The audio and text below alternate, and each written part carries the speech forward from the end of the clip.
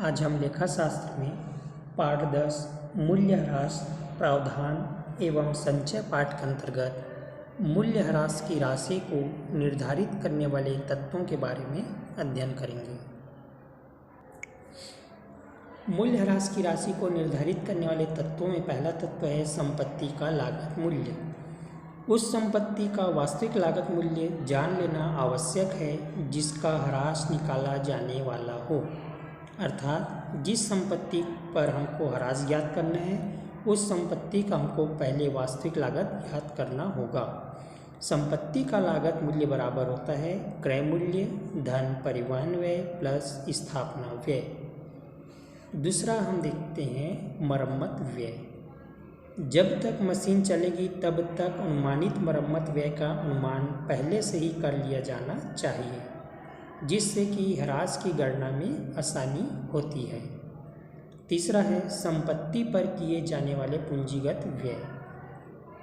व्यवसाय की कुछ मशीनें इस प्रकार की होती है जिन पर मरम्मत के अतिरिक्त कई पूंजीगत खर्च भी करने पड़ते हैं।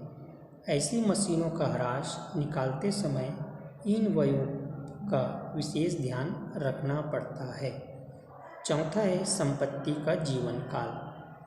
ह्रास की राशि के निर्धारण में संपत्ति का अनुमानित जीवन काल महत्वपूर्ण सहयोग देता है, अतः इसका भी विशेष ध्यान रखना चाहिए।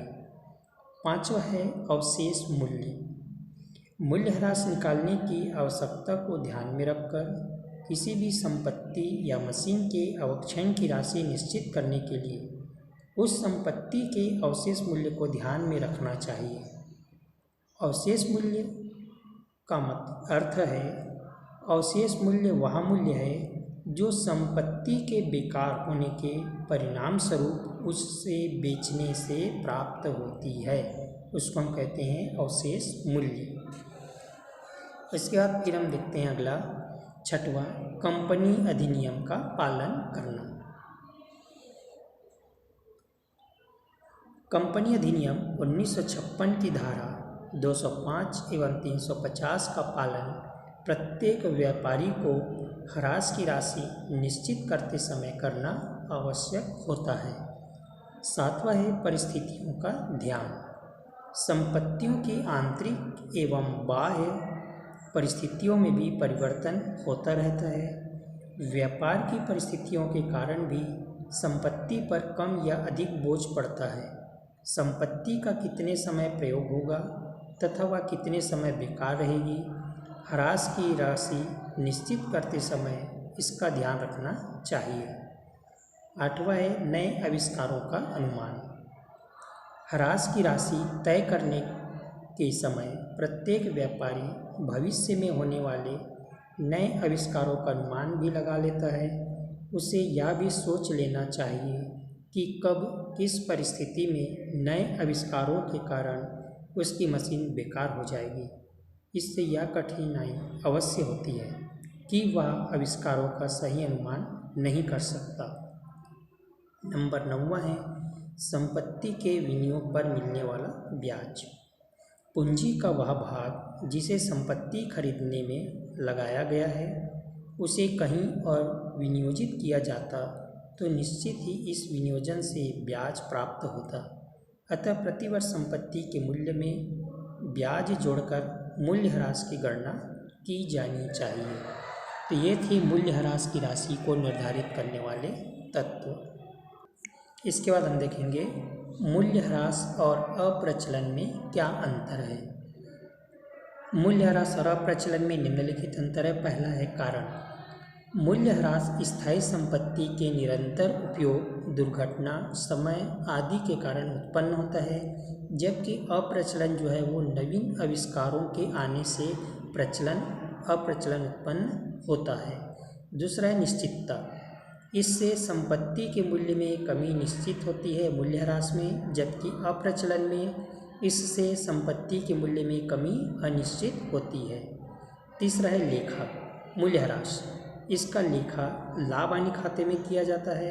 अप्रचलन इसकी कमी को पूंजीगत या अस्थगित व्यय माना जा सकता है।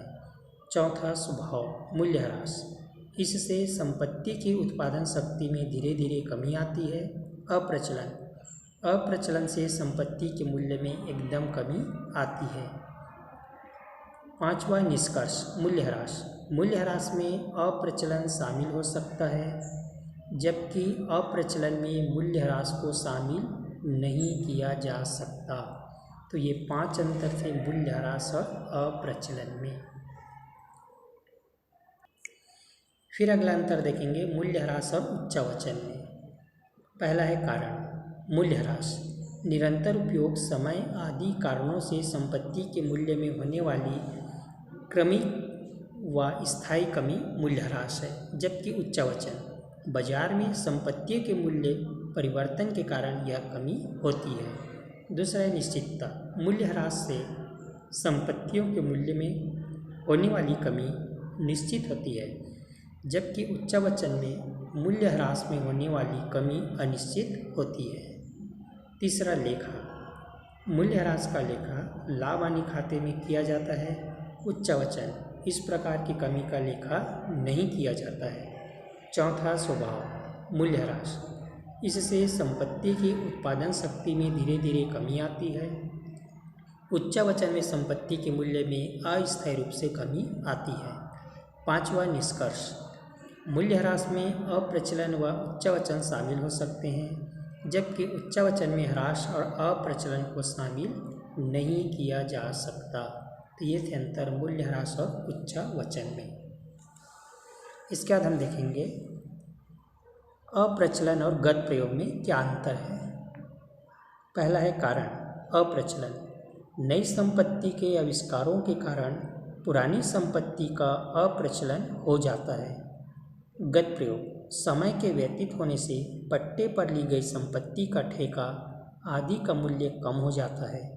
दूसरा प्रतिस्थापना। अप्रचलन में नई मशीनों की प्रतिस्थापना की जाती है। गत प्रयोग इसमें पुरानी मशीनों के पुराने मॉडलों से भी काम लिया जा सकता है। तीसरा कार्यक्षमता। अप्रचलन इसमें पुरानी मशीनें घिस जाती है तथा उनकी कार्यक्षमता कम हो जाती है। गत प्रयोग इसमें मशीनों के प्रयोग न करने पर भी मूल्य में समय व्यतीत होने से कमी आ जाती है और कार्यक्षमता यथावत रह सकती है। चौथा निश्चितता। अप्रचलन में अनिश्चितता रहती है। गत प्रयोग से मूल्य में कमी निश्चित है। तो इस प्रकार से ये अंतर थे अप्रचलन और गत प्रयोग में। इसके बाद हम देखेंगे मूल्यह्रास ज्ञात करने की पद्धतियाँ। मूल्यह्रास ज्ञात करने की बहुत सारी पद्धति है, लेकिन हम स्कूल स्तर पर केवल 2 पद्धति का प्रयोग करते हैं, स्थायी किस्त पद्धति और घटती शेष पद्धति।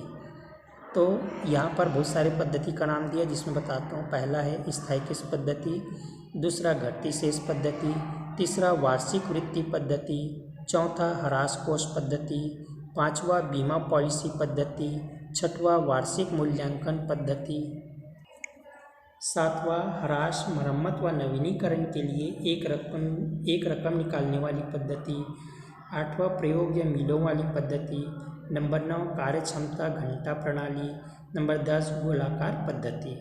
तो ये 10 पद्धति है, लेकिन स्कूल स्तर पर केवल 2 पद्धति का ही हम अध्ययन करेंगे, जिसमें है पहला स्थायी किस्त पद्धति और दूसरा है घटती शेष पद्धति। यहाँ पर लिखा हुआ भी है।